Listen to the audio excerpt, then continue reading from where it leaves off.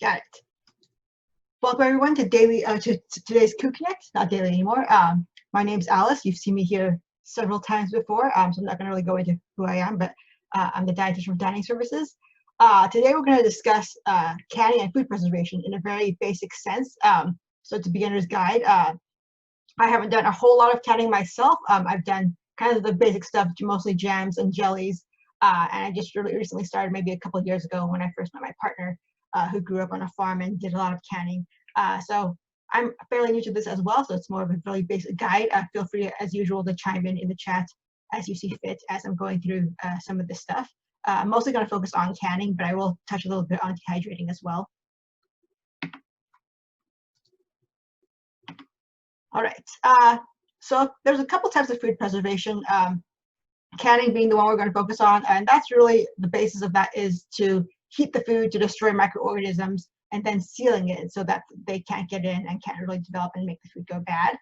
And then dehydrating is another form of preservation, and that's really mostly based on removing moisture from the food at a low temperature. So you're not actually cooking the food, but heating it to a point where the water gets removed, and so that reduces the chance of any sort of microorganisms being active because there's no moisture and they thrive on moisture.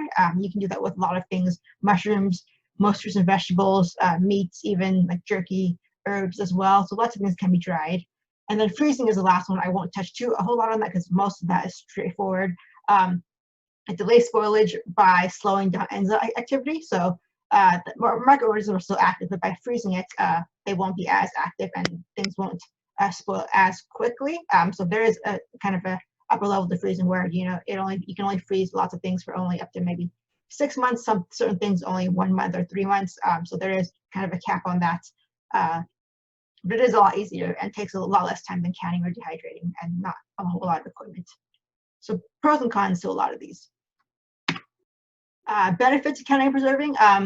Generally speaking, I would say the reason we do it, maybe some of you may vary in your reasoning, is to have access to fruits and vegetables off season. So sometimes we'll get a lot of vegetables from our garden, or from there's a lot of you-pick things around this area, or even in our own neighborhood. These are nectarines we got from the farmers market, cherries we got from the you-pick cherry orchard in Troy, over in Idaho. And then even around our neighborhood we get lots of plum trees. We see a lot of apple trees in our neighborhood where the fruit just falls off, and we'll just take it because no one else is taking it. And so reducing food waste and having a means to preserve the food, so we can both reduce it from going to the landfill, but also have it in the off season.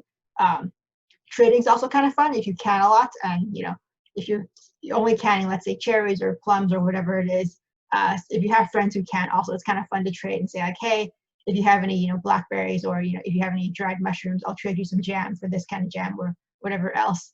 It's also nice for gifts. Kind of expensive to ship to people, but every now and then, last year whenever we got together with my partner's parents or whomever else, we'll just bring a can of jam along with us as a gift, so that you don't have to think about buying something. And it makes a good gift because it's homemade and it takes effort to do, but it's also just readily accessible in your pantry at all times. If somebody or surprise visits you, just take out a little can of jam. Here you go. Better taste than store-bought. So I use grape jelly as an example because the first time I had grape jelly was the Welch's kind of grape jelly you get from the store. Really thought I didn't like grape jelly for the longest time growing up, and then we made our own from grapes that we found in the alleyway, in one of the alleyways in Moscow. Made our own grape jelly, and it was a lot better. And last but not least, it's fun. It's just fun to there's something satisfying about making your own food and preserving your own food, and just kind of going back to the basics of what how our ancestors did it. So in terms of canning, what you can, excuse the little pun there. There's two main types of canning I'm going to touch on. There's a couple other ways, but these are kind of the best known ways. Water bath canning is the one I'm going to focus more on because it's more accessible to most people, and a little bit, I think, in a sense, easier than pressure canning. So water bath canning is the one I do most because most of what I can is jams and jellies, sometimes pickles, and those require really your high acid foods, compared to pressure canning, which is more for your low acid foods, which require the pressure to kind of can them a little bit more safe. So the high acid foods are things like fruit, jams and jellies, pickles, which contain vinegar, tomato products, because tomatoes are pretty high acid, so salsa and soup and tomato juice, fermented foods like kimchi, sauerkraut. Those can all be canned in water bath because they're very high acid. And then if you are going with things like green beans or meats, soups and stews, those are a little bit safer to do pressure canning because they are very low in acid, and so the risk of bacteria kind of happening or microorganisms forming unsafe food is pretty high with low acid foods. Equipment for canning. So what you choose to use is kind of up to you. There are kind of the basic needs that everyone should kind of look out for when they are canning. Number one being some sort of vessel for canning, and this can be, I didn't include, a benefit to canning is saving money, because sometimes it doesn't really save a whole lot of money depending on how often you're canning. But if you are planning on canning a lot, it's definitely worth it to invest in some sort of canning vessel. This is the one I have on the right here, this large canning pot. Or you could have just a large, like a very large stock pot, like a soup pot, that'll work well. If you want to buy one of these, this probably runs about 50, 60 bucks for the pot, and then maybe another 25 for the rest of the stuff.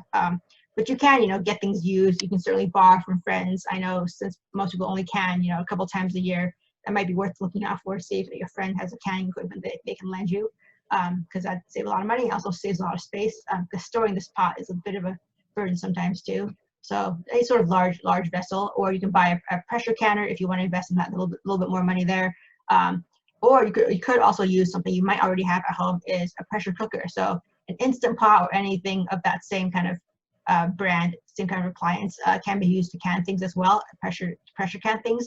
You can't can as much as you would, because usually those are pretty small pots. But if you're just canning, 3 or 4 things at a time, and you don't want to, buy something and want to save some space, that's a great use of the Instant Pot as well. Some sort of tongs. You want to get canning tongs, because these will be helpful in lifting the cans in and out of the pots. And if you don't have them, definitely get some, because otherwise the cans will break. The jars will break. They're easy to, if you even grip them incorrectly, they can fall and break pretty easily. Then some sort of rack. So this rack here basically holds the jars in place. You want to hold them above the water, because you want the water to get under there and give it some space underneath the jars, so that you can create that effect and that seal. So having some sort of lift, and you can also craft your own. I know they do sell special kind of lifts, racks for pressure cookers and Instant Pots and such, that you can also purchase, or you can kind of MacGyver your own. And then a funnel. We have this almost exact one, except it's green. Basically, to pour things into your jar, you want to make sure it's a wide mouth funnel, so that whatever you're canning can go into the jar pretty easily. Size does matter in some ways. So I recommend anywhere from like the half pints or to the pints. Quarts are also decent, mostly because when you get to this size, and we made this mistake last year, the jars can break pretty easily, number one. And it does require a lot more time, because they are bigger in the boiling water, to actually create that seal. So the breakage rate of this is, it can be pretty risky there. So try and stick to the half pints or half pints, maybe quarts. Stay away from like the half gallons, because that requires, number one, really big pots and a lot of water, also more time, and it's a little bit risky. I will say also the benefit to smaller sizes is that if you are going to, can things like jam or things that you probably won't go through a whole lot at a time, it's helpful just to have smaller sizes, so that you don't have to worry about finishing this off once you open it in a very, in a small amount of time. Although jam does last pretty well, a couple of weeks to a month, but you don't want to get like a huge jar of jam and have to eat it all in a month or so. So those jars, and then some people call them lids or seals, and then rings or bands. So the lids are the top part here that create the seal. Those typically cannot be reused, so you want to keep a stash of those and make sure they match your jar size. You'll notice I have various sizes here. And then the bands or the rings here, those can be reused. And sometimes you'll even find, jars at the store. Like we got a lot of these at the thrift store, certainly the bands and the jars and such. And then we bought the seals new, and you can reuse the jars and the rings as well. So typically if you go to the thrift store, there's usually like a good section of old jars you can use for that. And even things you buy at the store, like groceries, like mayo jars and other things, if they have that sort of rim around them with the ridges, a lot of them can be used as canning jars as well. So you don't have to buy new jars all the time. So step one, prepare your food. This goes for pressure or water bath canning. This will vary based on whatever you're planning on making. So I listed a few things you may have to do before that. It's just going to vary based on the recipe you choose. Typically, when I want to make something, I'll just do a quick Google search and like how to make this. And some of them are great. They're good for like canning. If they're like specific canning recipes. Sometimes we just find stuff off the cuff. So this includes usually slicing things or removing pits, like in the example of cherries. You want to remove the pits there. Making jelly or jam, pretty straightforward. This is grape jelly I mentioned earlier. Preparing brines for pickling, making simple syrups. And simple syrups are helpful for when you're canning whole fruit like this, like these cherries, just because that's going to help preserve the cherries in liquid and prevent the microorganisms from growing. Step two, once you've made whatever you're doing, I usually do this, if I'm making jam, I'll do this while I'm making the jam because jam takes a while, is prepare the jars and lids for canning by sterilizing them. I've read a few people do this in their dishwasher. We usually typically will just use the canning pot and boil the jars in there for about 10 minutes, and also the lids and the seals as well, just to make sure they're clean. It also does help warm them up if you're going to can something warm to prevent that shock from happening because the jars are already warm. And then fill your jars. The hard thing with this is you have to make sure there's some sort of space below the top of the jar. It's called headspace. And this is going to vary based on what you're canning. And I have some resources listed at the very end of this PowerPoint on kind of good sites to go to look for how much headspace to leave. But it varies between, like a half an inch, maybe about a quarter of an inch for jams and jellies.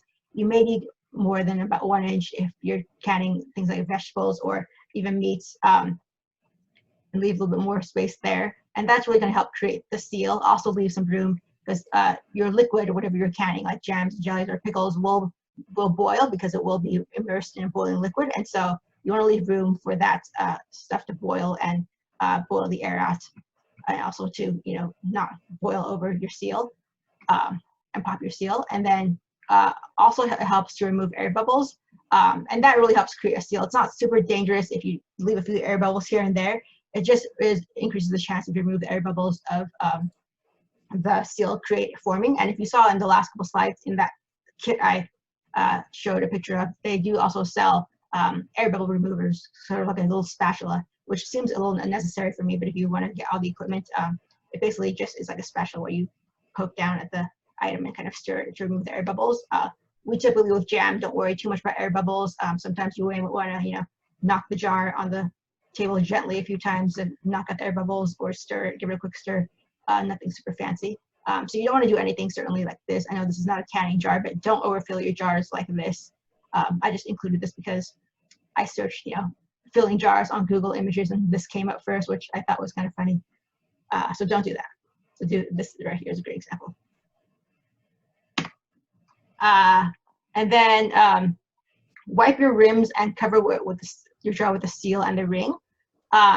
So you want to wipe down the inside of the rings because you want to make sure it's nice and clean so that the seal forms. You don't want anything in the way of that seal forming.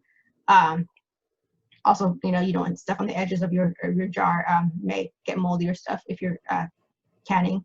And then the important part with the seal and the ring is not to over tighten the ring. So the purpose of the ring is to really hold the seal in place while you are boiling the liquid, boiling the jar in the liquid.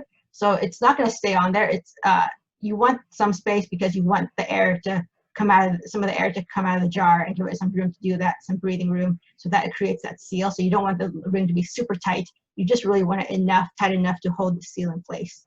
But you want some room for that jar, I guess, to essentially breathe. This is aprium sauce, which is apricot plum that we got from the farmer's market. So we made a little sauce out of that.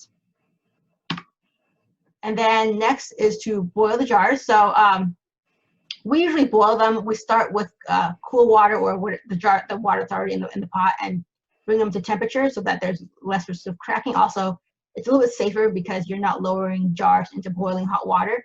So we like to start with by putting the jars in there and then filling it with water, or putting the jars in cold water. So there's various schools of thought with this, but also it lowers kind of the risk of shock. But if your jars are already warm from when you already sterilize them, you can certainly do it the other way. But we like putting the jars in the pot first and then cover it with water so that we're not putting jars in boiling water and risking burning ourselves.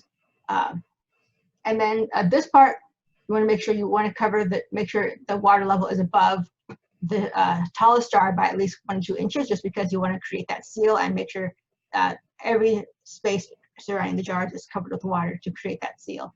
And then bring the water to a rolling boil, cover it, and then boil for whatever amount of time recommended by either the recipe or based on the jar size is really where it's going to vary. If you're using larger jars, you want to boil it for longer. If you're using smaller jars, maybe 10 to 15 minutes will work. It's going to vary based on the size of the jar. And again, if you're looking through extension websites like WSU Extension or UFI Extension or other things that I'll list later in the PowerPoint, you can look those up pretty easily. Then after that, typically for safety, also just to give it a little more time, you want to cool the jars a little bit in the water. Just let it cool for a little bit so you're not pulling out of boiling water. Remove them like this. I usually send them on a towel to dry so the water can drip down, not get my counter wet. And then wait for the seals to pop, is the word I use because you'll hear a popping sound. And when you push down on the seal and it doesn't rise back up, that means it's done. And that means the seal is formed. And usually, sometimes it takes up to 24 hours, depending on what you're cooking and kind of the size of your jars. Again, we sometimes will just leave it overnight and they'll do it within 6-8 hours. Then remove the rings afterwards for number one, reusing. So you can reuse these again multiple times, but also because if you leave the rings on, they may rust and create like a really crusty stuff on the outside, which isn't great later and may be hard to remove later on if you're letting your jar sit in the pantry for a year or so. You've got that crusty stuff. I actually noticed when I put this picture in, I left a ring on this pickle jar, so I went back and this morning removed it, took it off. But you want to keep it in your pantry stored like this with the seal on. It'll still remain on because it's already sealed and there's no pop to it. So stay in on. One thing I forgot to mention earlier is that you are essentially cooking whatever's in the jar, right? More so when you are doing the actual boiling. So sometimes, green beans get mushy. I know I got a question about this a couple days ago. Green beans may get mushy because you're cooking them beforehand and then also canning them, which when you're boiling them in the liquid to seal, you're cooking them again. So things like that may get mushy. So if you have an issue with that, it may be worth looking into, undercooking your jam a little bit or undercooking your green beans a little bit or even raw packing them so that they don't overcook when you're actually doing the boiling to seal the jar. And then I think this is the last step I have for this, a label and store. So you want to label them just so you know, number one, what's in there, also when you made it. There's some recommendations, a lot of them say eat the canned goods within a year. I've certainly seen things last longer than a year, so it's kind of up to you, but the year is kind of the standard shelf life of canned goods. So you can can a number of things. We keep them in our pantry just so it's stored in a cool place, dry place. So people have like a basement, a root cellar where they can store it. So you want to keep it cool and dry. Certainly, also less exposure to things like UV light, like from sun and stuff, will help the canned item retain its nutrients better. When you're cooking things already and canning things and preserving things, you do get some nutrient loss in the process, but reducing the exposure to light after you can it does help retain some of those nutrients. And then what if your jars don't seal? So this will happen. I think no matter what you do, this happens from time to time, and there are a number of reasons why this happens. One being, maybe in the headspace, right? You may have left too little space, or you made even too much space for that seal to create, and this is going to vary again based on what you're cooking.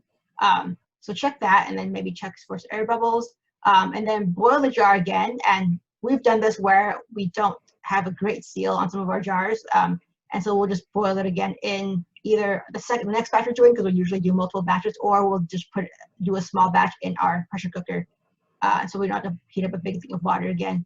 Sometimes you just have to try again.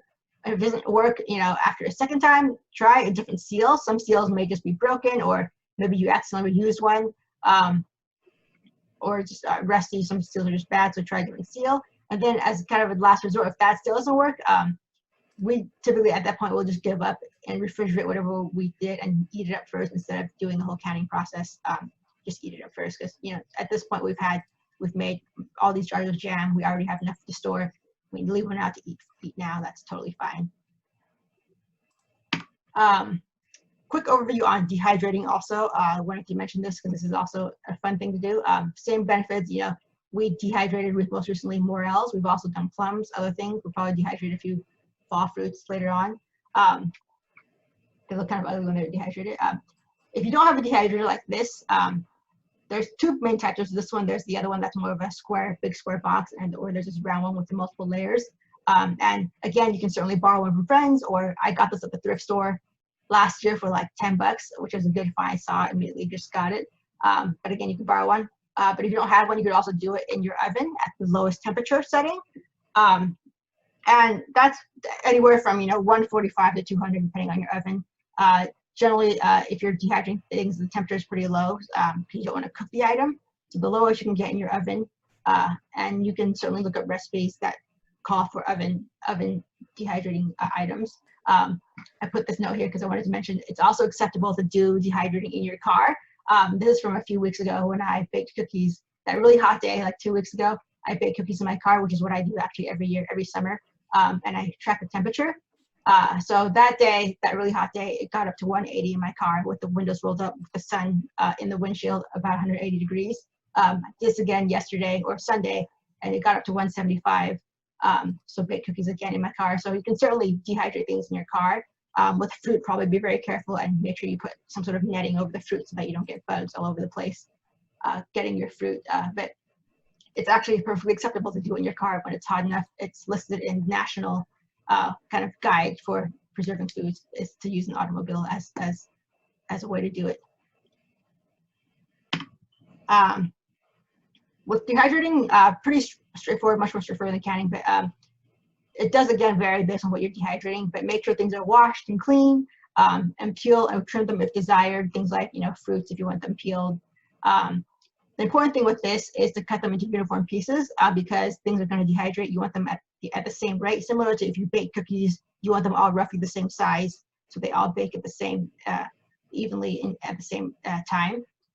So uniform pieces. It can vary based on if you have something like this dehydrator, it has layers, so you can put some of your wetter stuff at the bottom and your dry, or the bigger stuff at the bottom and the smaller stuff at the top, or the other way around. Sorry.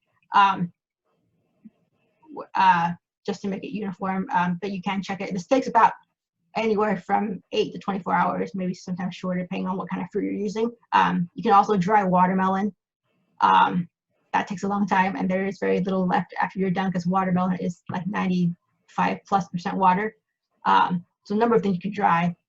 Some things may require you to pre-treat them with acid or by blanching to just really remove the chance of discoloration. Things like apples or beans will turn, kind of this brown color. When you cut apples and leave them out for a while, they turn brown. Similar to that, because there's no acid protecting that. So you may want to pre-treat it just to prevent the discoloration, although it's still safe to eat, even if it's not great looking.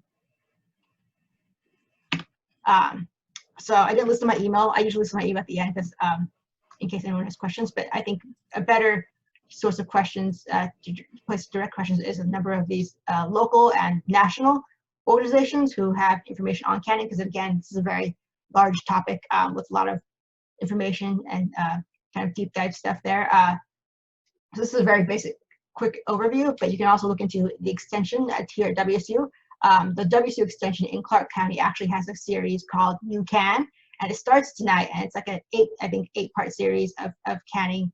Tonight's class is on jams and jellies, and they have a list of classes every Tuesday night for the next couple of weeks, starting at 5:30 in the evening. So certainly look that up if you're interested. U of I also has a great website for canning and a great guide for canning, including the temperatures or the boiling times and headspace information. Same with the University of Minnesota, National Center for Home Food Preservation, the USDA guide, and then the last one I have is more of a blog called Food in Jars. And if you're looking for more things like along the lines of like recipes. Also, they have an FAQ section. That's also a great resource if you're more into, you know, blogs and kind of that style of presenting information. That's a great resource. And that's all I have there. So thank you for joining me again. I'll be here again next Thursday talking about brewing your own kombucha.